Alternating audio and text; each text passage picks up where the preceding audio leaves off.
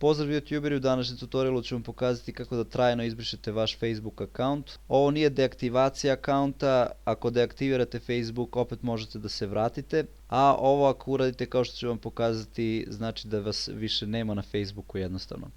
Sve što je potrebno da uradite je da kopirate ovaj link koji ću staviti u description ovog klipa, mada možete i da prepišete, nije nešto teško. I da budete ulogovani na vaš account, jednostavno idete copy-paste i izaći će vam ova opcija delete my account, vi kliknete delete my account i ovdje idete, ukucate vašu šifru i dole ovo captcha kod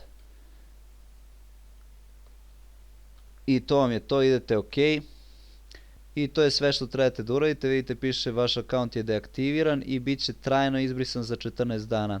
Znači ako ste uradili ovo pijani opet možete da vratite to za 14 dana, nemojte da se loginujete na sajt 14 dana posle ovoga što ste uradili i vaš account će biti trajno izbrisan. Hvala što ste gledali klip o tome kako izbrisati Facebook account, kako trajno izbrisati Facebook account što je najvažnije.